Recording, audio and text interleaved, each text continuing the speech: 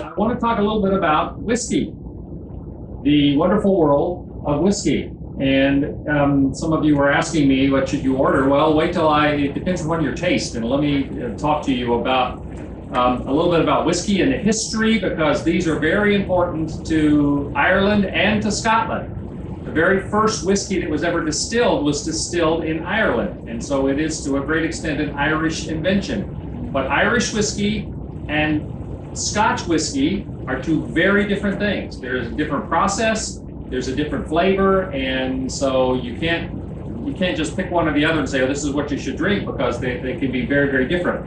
I also need to put a disclaimer here. I do not recommend you drink in excess. All things in moderation. Okay?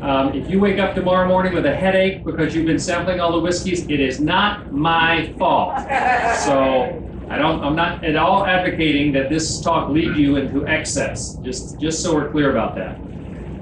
Whiskey is one of the oldest of the distilled spirits, and it is, in case you're not sure exactly what constitutes whiskey, it is a distilled alcoholic beverage that's made from fermented grain mash. Mash means that it's dampened and literally mashed up. That can be from either barley, corn, rye, or wheat. It can be from any of those, and what it's called will differentiate what it is. But those grains, especially the barley, can be either malted or unmalted. You've heard of single malt Scotch. Malted means that the grain is allowed to sprout before they actually work with it. And that gives it a different flavor. And I'll talk about the difference in the Irish and Scotch whiskeys as we get into it. Typically, I'd say typically because there are exceptions to all of this, typically whiskeys of all kinds are aged in wooden casks, usually either French or American oak casks.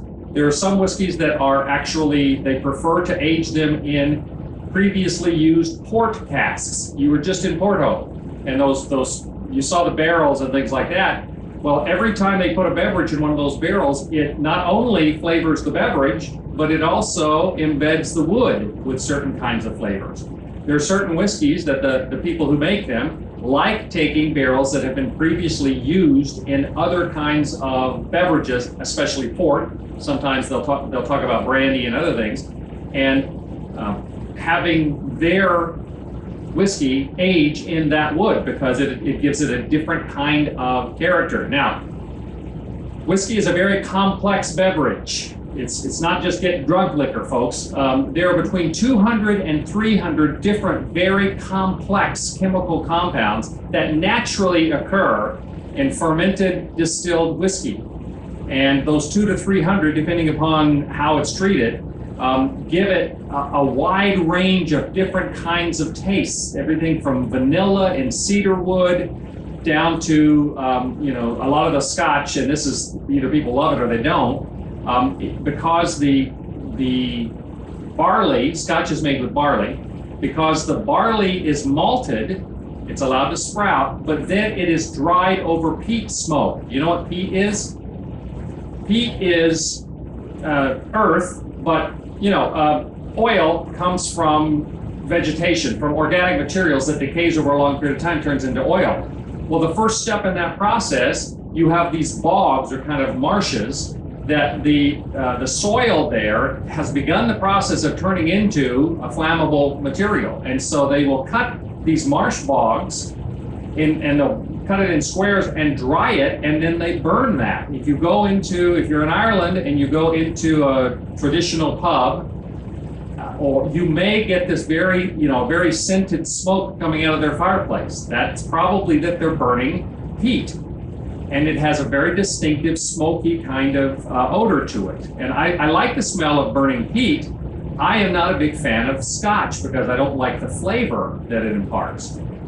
The Irish whiskeys are made entirely from natural drying. They have a covered container. So you get much more the flavor of the barley or whatever other grain, because they use multiple different grains in Irish whiskey. Whatever the grain is, rather than getting the taste and aroma of the smoke from the peat, right? So that's what's one of the differences between Irish whiskey and Scotch whiskey.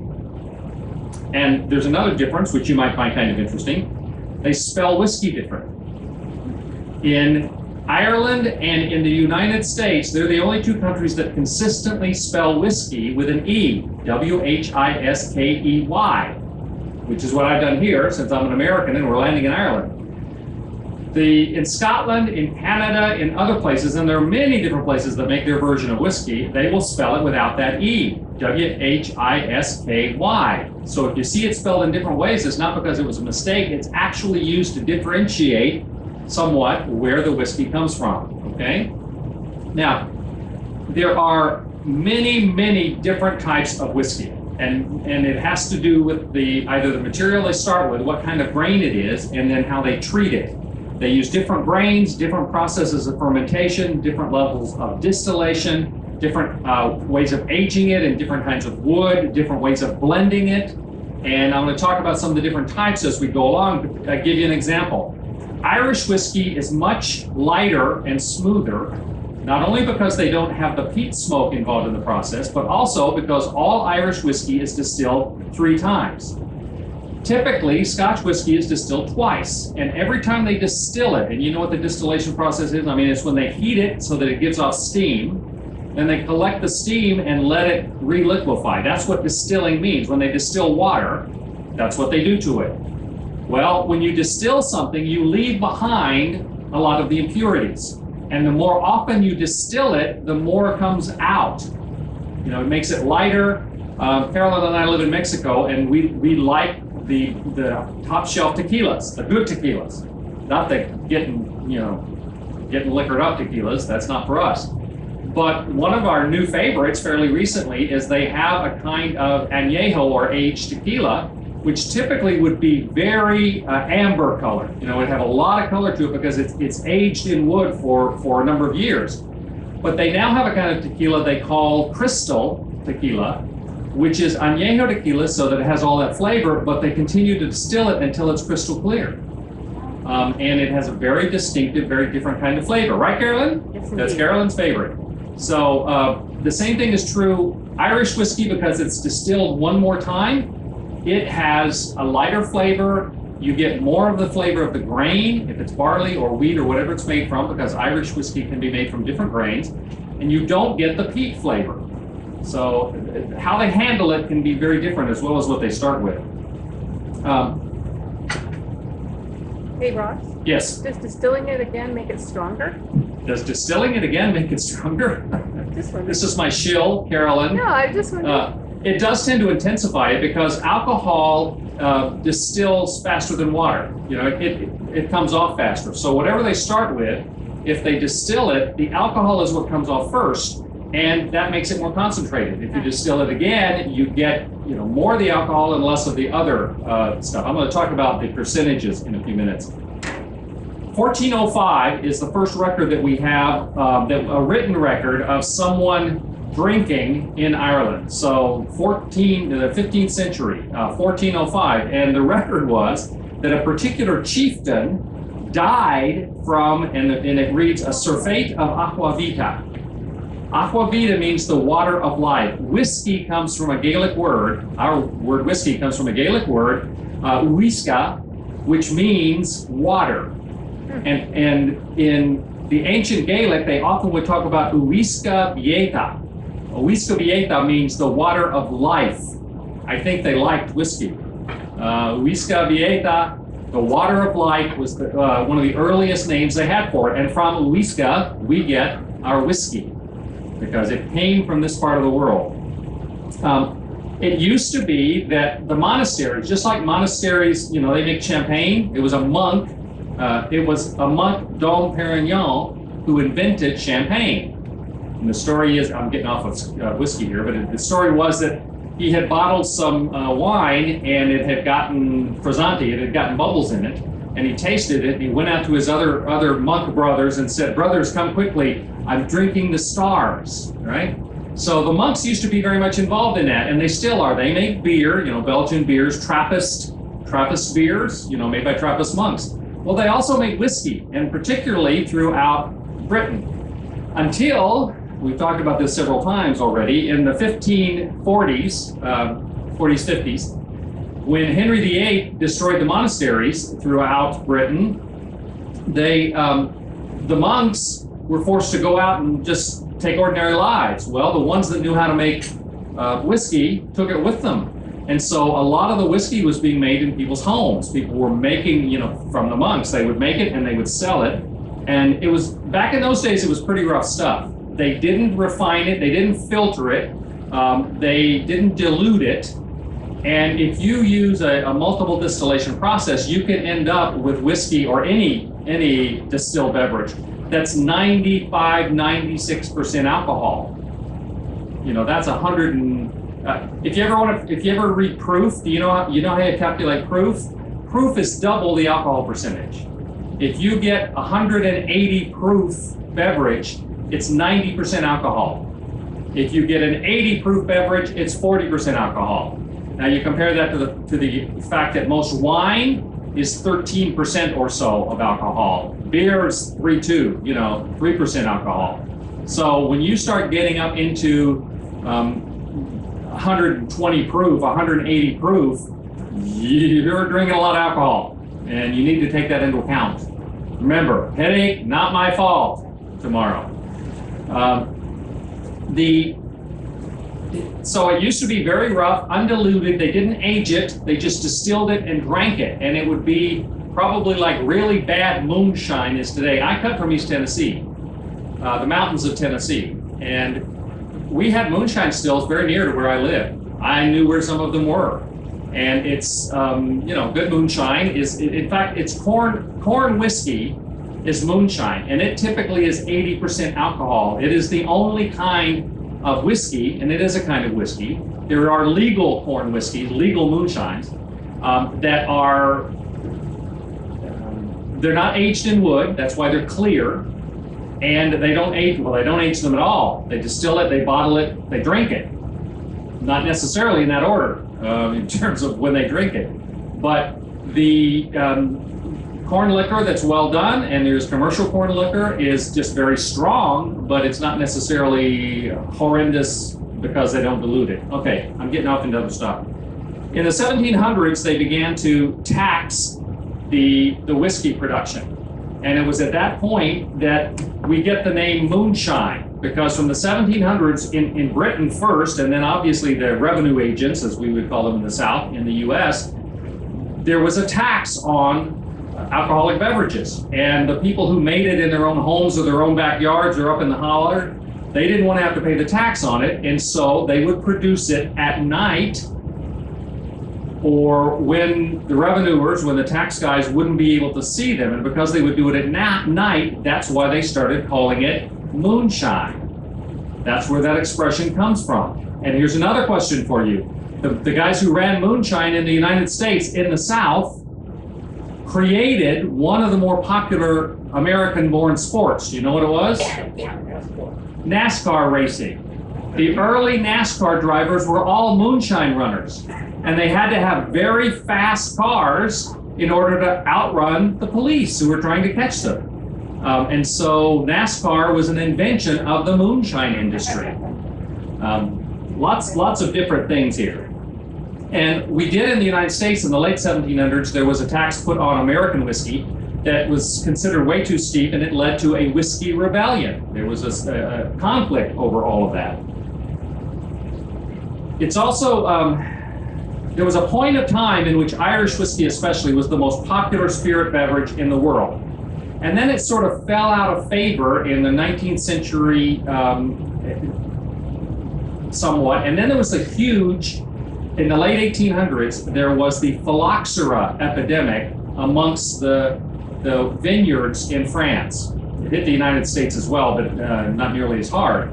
They discovered that the American rootstock that grow vines from to get grapes, that it was resistant to this pest, the phylloxera, which is a small insect. Well, the French, until they figured out the American rootstock could save them, the French wine industry was just almost destroyed in the late 1800s. And all of a sudden, since they didn't have wine to drink, people decided that they wanted to go back to whiskey. And so whiskey had a real resurgence throughout the 20th century, especially, late 19th, early 20th century, and is growing all the time. In fact, it had gotten so bad by the late 1800s. In Ireland, they they had over 30 distilleries in Ireland making Irish whiskey. A century later, and then by the 1990, because it's only been the last 20, 30 years that we've really had a resurgence, by the 1990s, they only had 3. There were only 3 licensed distilleries in all of Ireland. Well, now there are 16, and there are 15 others that are being built.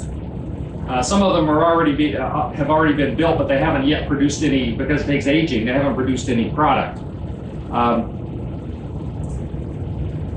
Interesting fact, the US Prohibition, which was from 1920 to 1933, you all probably know about that, when they forbade the drinking of alcoholic beverages in the United States, the Volstead Act, the exception, there was an exemption that if your doctor gave you a prescription for medicinal alcohol, if you went to a licensed pharmacy that provided it, you could get it legally.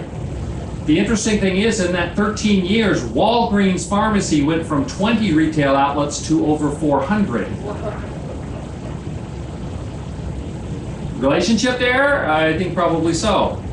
Now, I'll talk a little bit about whiskey at this point. Unlike wine, whiskey does not age in the bottle. You know, a good quality wine will get more complex and get better the longer it's in the bottle, especially reds. There's a limit on some wines, but a really big red will continue to get better and better over time in the bottle. That's not true for whiskey. When whiskey is bottled, it has aged as much, it has gotten as good as it's going to get. It's not going to do anything else. The aging process happens between the distillation and the bottling. They will usually spend, in fact, if you get a bottle that says straight whiskey, straight means it has been aged at least 2 years or more in wood. And I'm going to show you some bottles here in a minute. I didn't want y'all to get too excited, so I didn't have them where you can see it. The aging is done in wood, and there are a number of different processes, each of which adds some kind of flavor. There's the extraction from the grain, the evaporation, oxidation, concentration, filtration, coloration, all of those different pieces of the process each add different kinds of flavors. Again, depending upon what kind of grain you started with and then later how you blend it. Most whiskeys today are sold at or near 40% alcohol or 80 proof. Here's another interesting question for you. Have you ever heard of someone getting 86'd? You ever heard that expression? You know what it means? Back in the old saloons, back in the old West in the United States, most of the whiskey that they served was very high alcoholic content. So it would be 120, 150, 160 proof.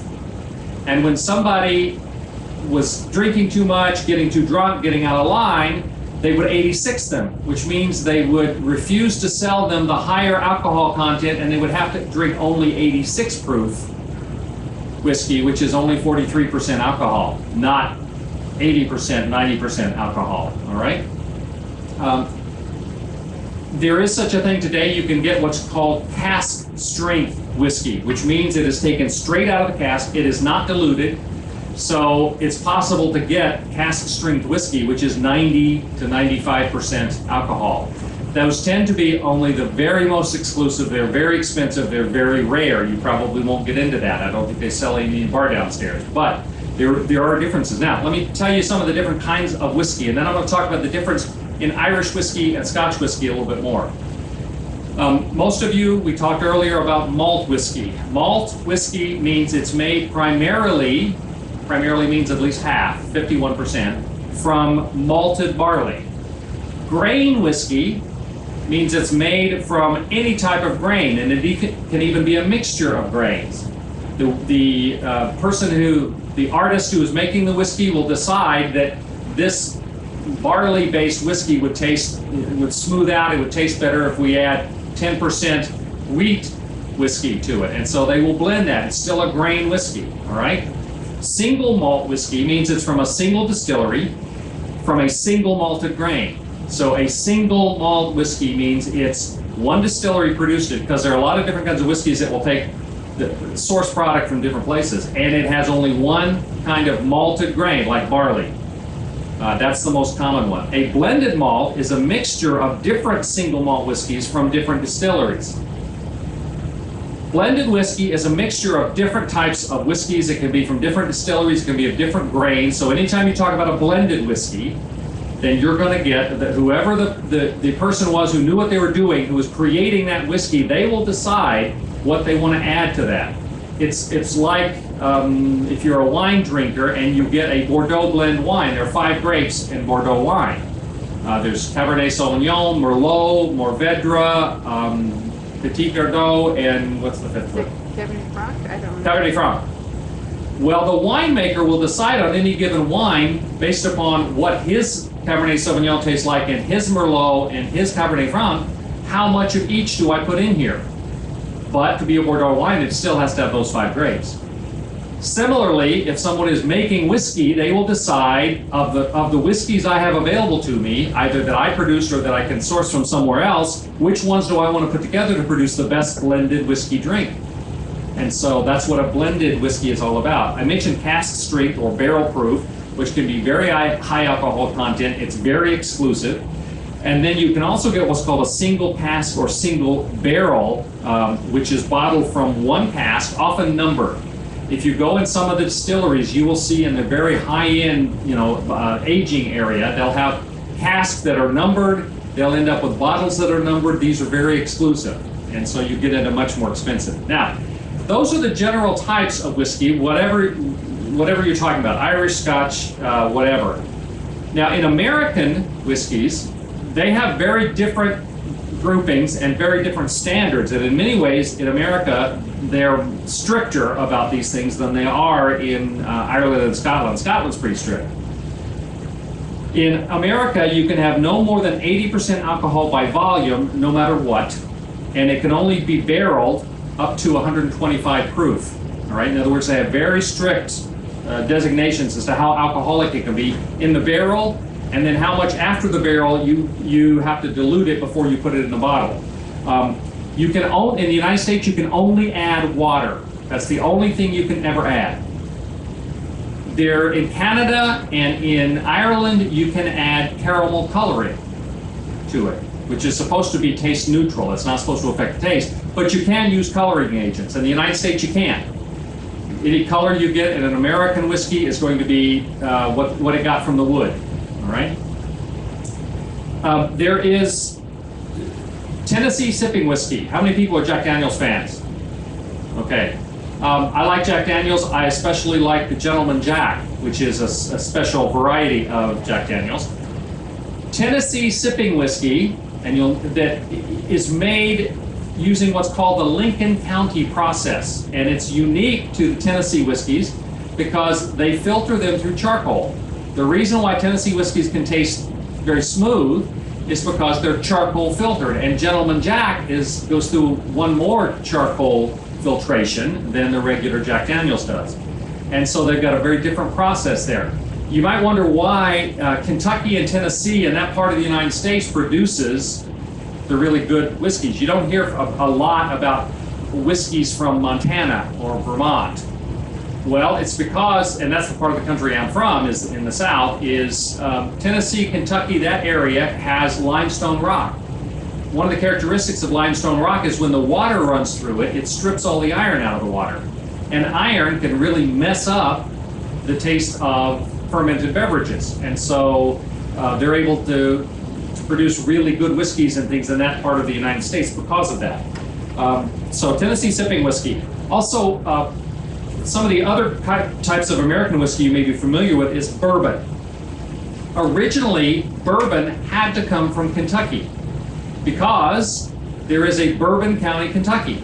And Kentucky is a major, even though Kentucky at one point, it may still be true, had more dry counties than by percentage than any other state in the United States, they were famous for making bourbon whiskey. But bourbon has to be at least 51% corn. So it is a corn whiskey. It has to be at least 51% corn mash. And originally it used to be, it had to be from Kentucky. There was no such thing as bourbon from Tennessee, but now they're not as strict on that. Corn whiskey, as I mentioned, is the legal moonshine. It has to be at least 80% corn, and it's not aged. That's why it's clear. Malt whiskey in the United States has to be at least 51% malted barley, Rye whiskey has to be at least 51% rye. Rye malted whiskey has to be 51% malted rye. Everything in the US has to be at least 51%. There has to be a majority of what the label says, because they're very particular about that.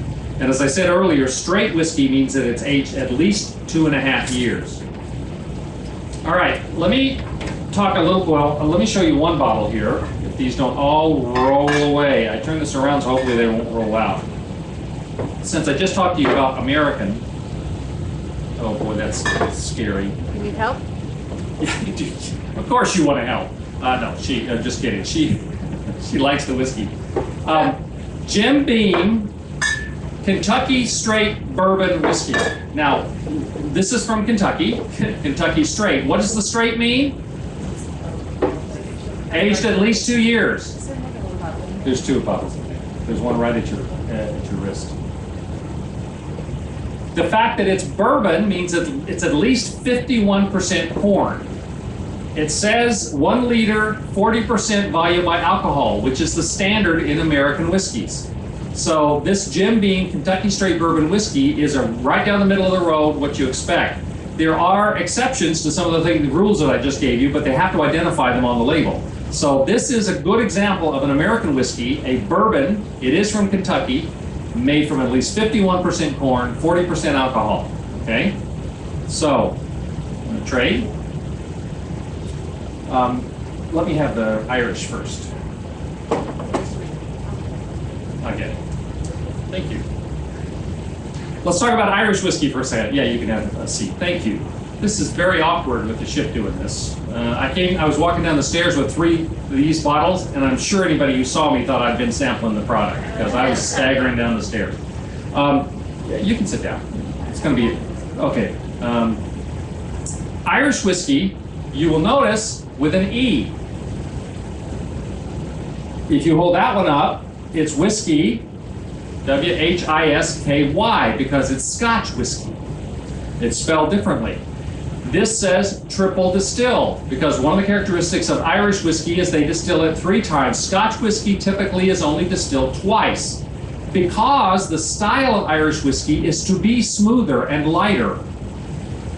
Scotch whiskey, they use peat to give it that flavor. They like the smokiness. They like the fact that it's not quite as light. That's the difference in it. So they don't want to distill it again because that will take some of that out of it. The Irish whiskey has to be distilled and matured in Ireland. You cannot make Irish whiskey in the United States or anywhere else. Scotch whiskey, similarly, has to be distilled and matured in Scotland. Now, Irish whiskey is made in pot stills, meaning they are large copper pots that are heated, and then they have a coil in which the steam is then turned back into liquid.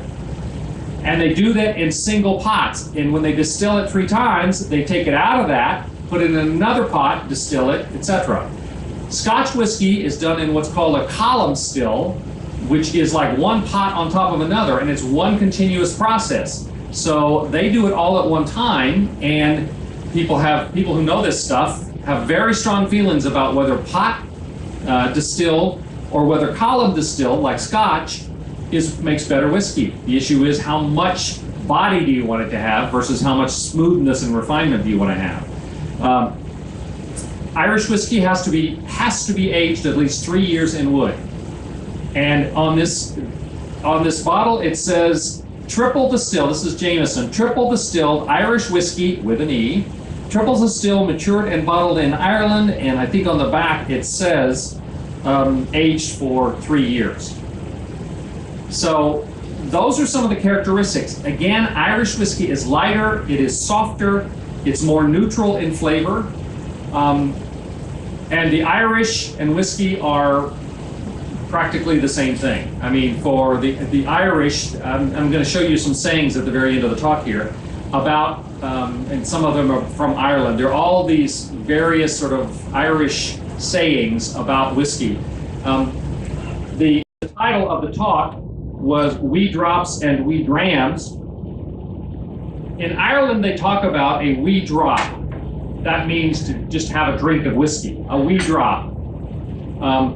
if somebody who's serious about it will maybe talk about having a wee drop of the Kreitzer, which is the Irish whiskey. One of the sayings, I'll show this to you later, but there's an old saying that God created whiskey in order to keep the Irish from taking over the world. And so Irish whiskey is very important to the Irish, and you see some different samples and styles of it there. Again, they don't use any smoke, no peat smoke or anything else to dry the malted grain when they are making Irish whiskey, so you don't get that smokiness to it. Irish whiskey was once by far the world's most popular spirit, but as I told you, it sort of fell out of vogue for a while, and now it's coming back big time. The oldest distillery in the world, this is the distilleries that exist now. Some of them have not yet had their product aged enough, but again, they had gone down to only 3 licensed distilleries in Ireland in the early 1990s, and so it's making a big comeback. I understand there's some folks, like 20 people, that are continuing on, staying on the boat and continuing on from Dublin to Edinburgh. Is anybody doing that? Good. We'll see you on board. One of the places that we're going is to Portrush, and that's where Bushmills Distillery is. Bushmills is the oldest licensed distillery in the world. It was licensed in 1608 by King James, the same King James that commissioned the writing of the King James Bible. So that distillery has been making whiskey for a very long time. These are just some images from some of the distilleries in Ireland. This is Bushmills. You can see Jameson's that I just held up to you a minute ago, Tullamore, this is Keeling, Killaghan. There's some very old, very classic buildings. Can I give that one to you as well? Sure. I don't think I need to lay that out. So let's talk about Scotch whiskey a little bit. Whereas the Irish will say, let's have a wee drop, the Scots will say, let's have a wee dram. It means a serving, but who knows how big that serving is going to be. Keep calm and have a wee dram. So Scotch whiskey, you have drams of. The Scotch whiskey, you will notice, does not have an E in it. It is distinctive by its smokiness, its peat flavor, and that's what some people really love about it, and that's what some people don't care about it. I'm much less of a fan of Scotch than I am of the more refined whiskeys, like a Gentleman Jack and Tennessee sipping whiskey. Scotch whiskey is distilled twice instead of 3 times. It's aged 2 years rather than 3 years in wood. They can go longer. There are exceptions to this, but this is the standard.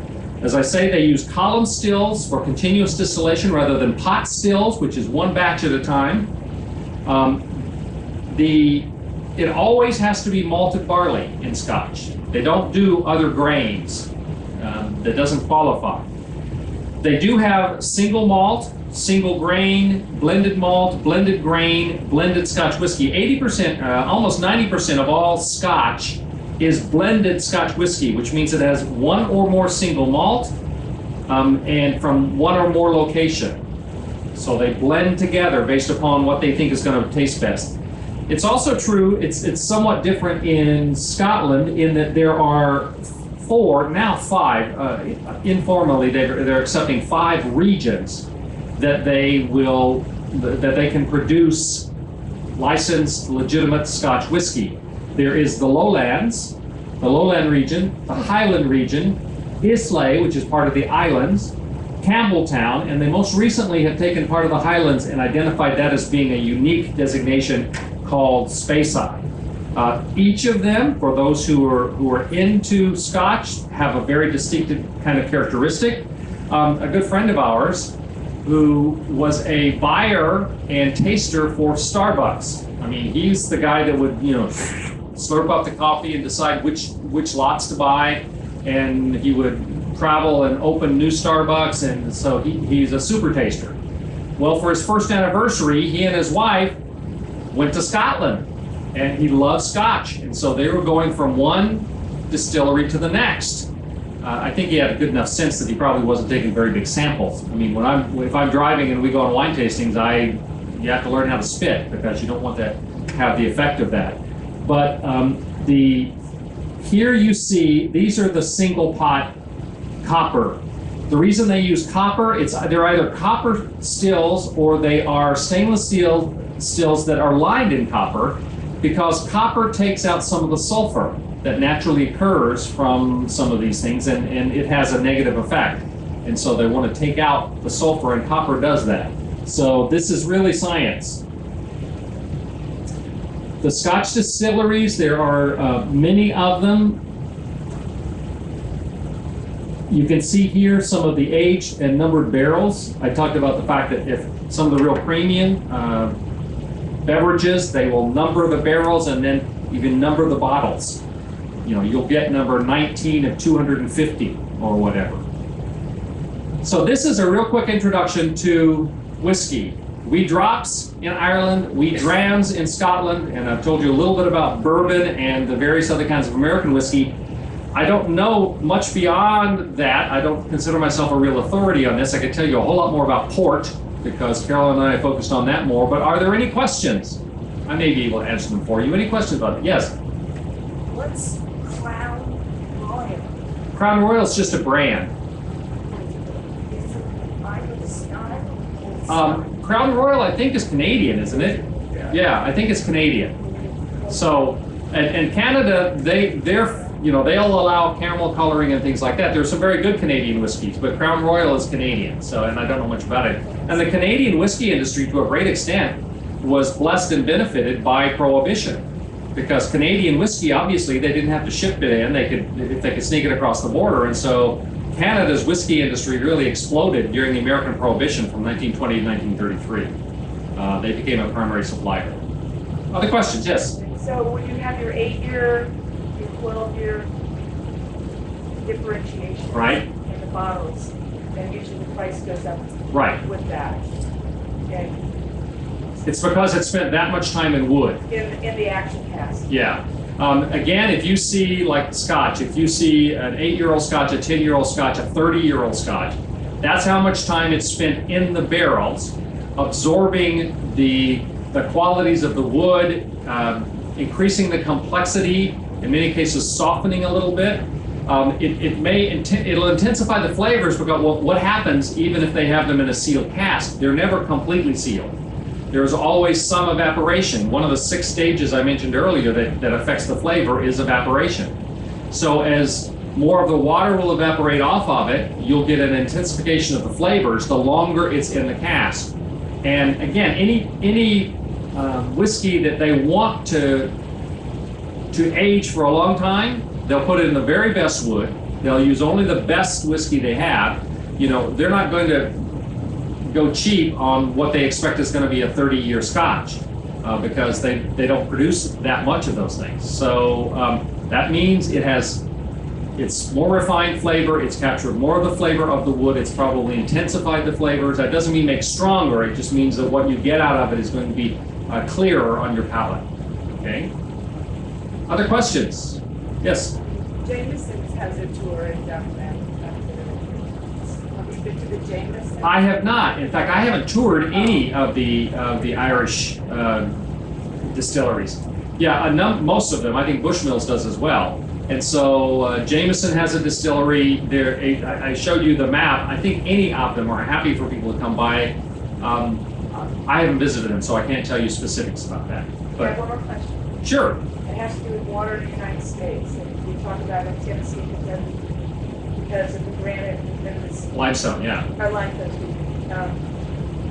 Can't you just distill water to get rid of that iron? Well, they can distill it, but see, the problem is that when you distill it, you take out everything. You take out, you distill the water, you take out the minerals that have flavor. You know, there's no salt, there's nothing left except H2O. And those other things are what give it flavor. It's interesting, right now our church we're in the process of funding the building of a water purification plant, because there's an area near us in Mexico that has an enormously high kidney disease problem, because the well water that the people drink is contaminated with heavy metals and ammonia nitrates and all sorts of things. Well, part of the challenge we have is that people think whatever kind of water they're used to drinking, that's what they think water should taste like. For instance, if people are used to drinking bottled water that has been purified and taken all of the minerals out, it's actually not as healthy for you. That's why mineral water tastes the way it does, is because it's got more minerals in it than regular water. If you take all the minerals out, it's pretty much a neutral flavor. And some people think that's what water should taste like. There are other people that if you give them that bottle of water, if they're used to having water that has healthy minerals in it, they'll go, well, what's wrong with this? There's nothing to it. So people are used to different things. Most people who would make beverages that have dilution of water, like bourbon does, or whiskey, they would say that you strip all of the minerals out of the water, and the water is not as good. And so it ends up giving you a worse product in the end. That's why there are a lot of beer companies and things like that talk about made with fresh, well, Coors Company, made with fresh Rocky Mountain spring water, right? Because the idea is that that's better than these over-processed waters where they strip everything out of it for purification purposes. Well, the same thing is true. There are natural springs in Tennessee, for instance, that are sourced to provide the water for things like Jack Daniels. And so those natural waters that have natural minerals, but not the bad things that taste bad, like iron, that's what they want. And it just so happens that that part of the south central U.S. has, the geology there is such that it produces really good water. All right? Other questions? Yes? Tasting of the bourbon or of the whiskey right before the lecture on Viking. You're lying down, you look like you've already had a tasting of the bourbon. I'm not sure. If you like to taste the bourbons, they got, or whiskeys, they got more of them upstairs, and so you can check with them upstairs. And maybe, maybe get a shot of the Scotch, a good Scotch, Lafroy, which is what we got here, is a good company. Maybe a Jameson and then a bourbon or an American. Just get one shot of each. It's not going to cost you a fortune, and see what you think. Do a tasting. You can do your own tasting, or join with 2 or 3 other people and get together and share a tasting. But yes. Last question. Do they do as it's wine, as it's aging, are they tasting it? Yes. Okay. Yeah. Anytime that you're aging any beverage like this, if this is true of port, it's true of wine, and particularly something like port, which is a blended product, except in cases of vintage or colheita, or whiskeys. They will be tasting it to see, and that's one of the artistries of these master blenders, is they'll be able to say, okay, we need to add 5% of XYZ to this, and that will round it out. That'll give it what it needs. Or this is ready. Right. We thought we might go 30 years on this. We're at 12 years, but this is ready. We need to drink this now. In fact, you were in Porto and you saw they had tawny ports, and they had 10-year, 20-year, 30-year. They actually have a 40-year as well. You don't often see 30, but it's available. That does not mean that port's 10 years old or 20 years old or 30 years old or 40 years old. What it means is it is a blend, and that the port makers, the maestros, the guys who really know what they're doing, they have decided this is a perfect example of what a 10-year-old port should taste like. It might have a 5-year-old tawny in it, and it might have a 90-year-old tawny in it that they have drawn from different places, because that's their expertise, that's their artistry. But the point is, this tastes the way a 10-year-old port should taste, or a 20-year-old, or a 30-year-old, or a 40-year-old, because they are the ones that create that standard. It doesn't mean it's actually that many years old. That's the extent to which in port, as well as in whiskeys and wine as well, the people who create them really need to know what they're doing, because they're the ones that decide what go into this. Okay? Questions? They ever try prohibition in Ireland and stuff? No other country's been so stupid as to try to tell people they can't drink. I mean, that was a huge mistake in every way imaginable. Led to crime, lost tax revenue, you name it. There was when they revoked the Volstead Act, I think everybody, even the people who didn't believe in drinking, said, finally, it just didn't make any sense.